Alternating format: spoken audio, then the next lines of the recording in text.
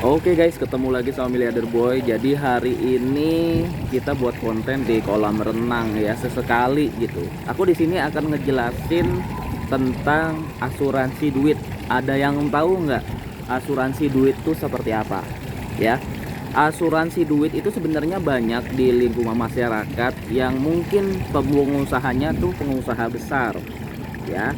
Jadi ada beberapa namanya asuransi uang. Nah, teman-teman pasti banyak yang tahu asuransi mobil, asuransi jiwa, asuransi kendaraan bermotor, ya kan? Terus juga asuransi rumah, kebakaran dan lain-lain. Tapi teman-teman tahu nggak kalau ada yang namanya asuransi duit? Jadi uang kamu yang diasuransiin. Ketika lu berinvestasi, ketika lu jadi investor, itu uang lu diasuransiin. Jadi minimal kalau misalnya kerugian itu terjadi, resiko itu datang, modal lu balik modal, guys. Contoh, aku akan jelasin beberapa asuransi duit. Misalnya asuransi investor keuangan seperti pinjol, terus juga asuransi kartu kredit. Jadi kalau misalnya teman-teman pakai kartu kredit itu kan tanpa anggunan tuh, ya.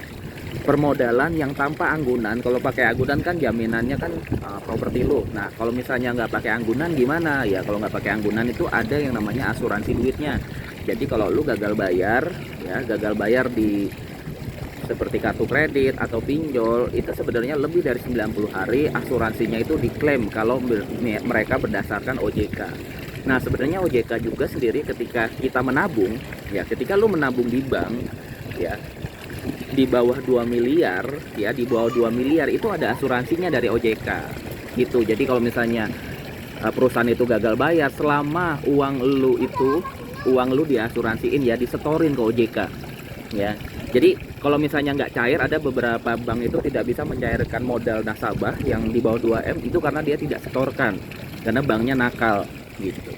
Tapi kebanyakan bank-bank yang memang seperti bank-bank yang ternama itu pasti menyetorkan uang kamu ke OJK ya, menyetorkan ya, mengklaim pakai asuransi. Jadi kalau misalnya perusahaannya itu ya collab di bawah 2 miliar itu pasti dikembalikan uang 22 miliarnya. Itu asuransi di dunia deposito. Nah, kalau dunia misalnya bank itu meminjamkan lagi ke kita, misalnya kita dikasih pinjam kartu kredit atau pinjol gitu ya, pinjaman online entah itu dari bank manapun, itu lebih dari 90 hari itu di cover sama asuransi. Jadi perusahaan tidak rugi, mereka sudah dapat uangnya dari asuransi. Nah, itu namanya asuransi uang. Nah, selanjutnya kita bahasanya project. Nah, project seperti proyek pemerintah, proyek swasta, misalnya jalan tol atau pembangunan apapun, itu kan project. Projectnya dalam skalanya bukan kecil ya, bukan satu rumah, dua rumah, bukan. Jadi project besar. Nah, project besar itu terkadang kan modalnya juga tipis, ya kan? Apa namanya, kontraktornya juga modalnya nggak ada. Nah, kontraktor biasanya dapetin modal itu dari bank. Nah, bank itu kalau misalnya kontraktor yang minjem itu nggak bakalan dikasih, guys, karena memang beresiko tinggi. Gagal proyeknya apapun, banknya nggak mau. Nah, biasanya bank itu disertai oleh, nah kontraktornya bawahnya namanya bank garansi, asuransi uang, bank garansi. Jadi dia pakai penjamin tersebut untuk nih ada yang jamin, ini ada yang jamin project aku dari perusahaan A gitu. Aku tidak menyebutkan perusahaannya ya, dari perusahaan A. Jadi kalau misalnya terjadi apa-apa, banknya misalnya kamu gagal bayar, bank itu digantiin sama perusahaan tersebut. Nah, selanjutnya perusahaan itu yang menagih ke kontraktornya. Jadi dia orang ketiga. Mereka dapat komisi. Biasanya komisinya perusahaan asuransi kurang lebih dari pencairan itu 5% ya. 5%. Jadi teman-teman harus tahu tuh. Ya, namanya asuransi uang.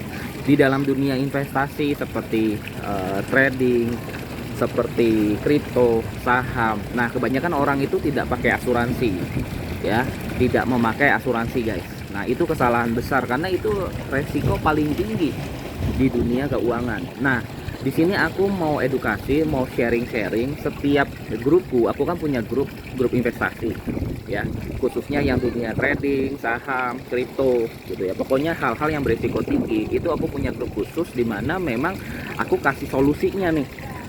Kita pakai asuransi, ya, asuransinya kayak gini. Memang ada bagian tim legal aku, di mana modal yang ditanamkan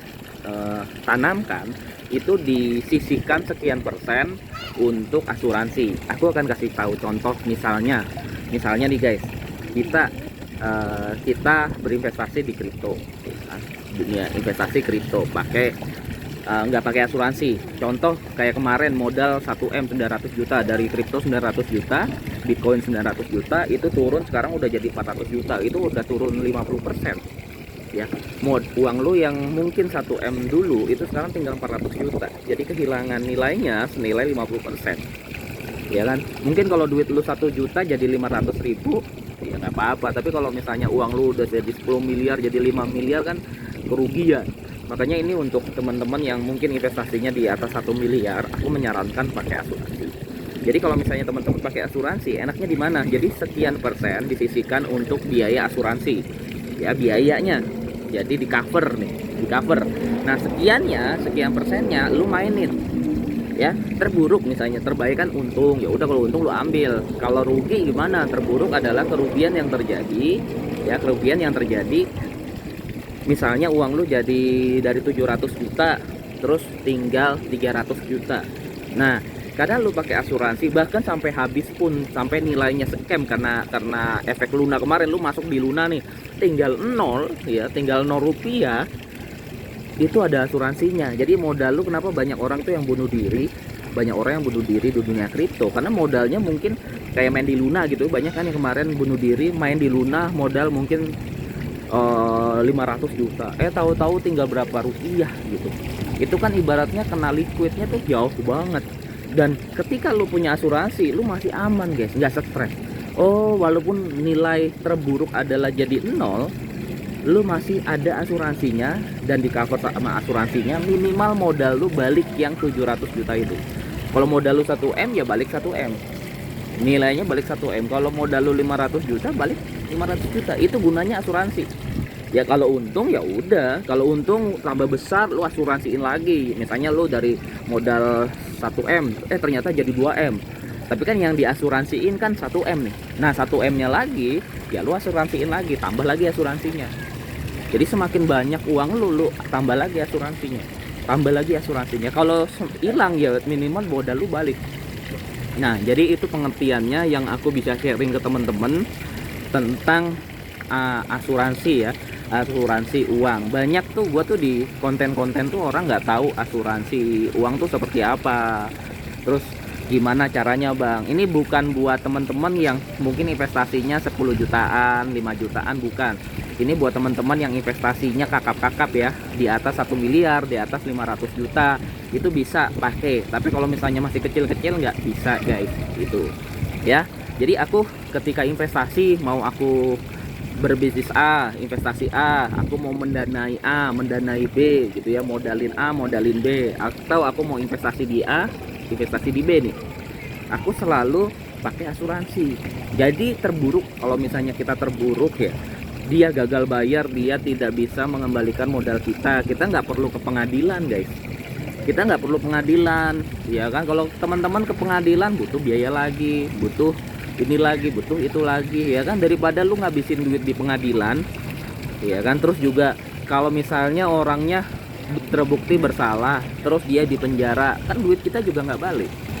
Orang kalau udah di penjara duit kita nggak balik guys, pasti nggak balik. Jadi lebih bijaksanalah ketika di awal pengen investasi atau berbisnis, teman-teman pakai asuransi ya. Pakai asuransi gimana caranya supaya ketika kita berinvestasi itu aman sampai akhir. Terburuk kalau misalnya dia tidak mampu membayar, tidak mampu mengembalikan modal kita, atau kerugian itu terjadi, nilai ekonomis itu berkurang, setidaknya modal kita balik tanpa harus proses ke pengadilan lewat pengacara, terus juga membutuhkan biaya yang besar. Toh juga kalau kita menang, uang kita nggak kembali, paling aset perusahaan dilelang. Misalnya contoh perusahaan A pailit gitu ya, perusahaan A pailit dan terjadi ya, mungkin tidak bisa menang, tapi nggak mungkin seluruhnya kita dapat.